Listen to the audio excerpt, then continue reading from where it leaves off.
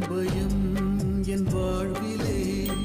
துயர் துயர் என்ற உள்ளம் தவிக்குதே என் துன்பங்கள் பெருகுதே யாரிடம் செல்வது இந்த உயிர் தினம் துடிக்குது அன்புக்கு ஏங்குதே அவமானத்தால் தவிக்குதே அநாதையாய் வாழும் நான் தினம் போராட்டமே உயிர் விட சொல்லியே சொல்லுது நெஞ்சமே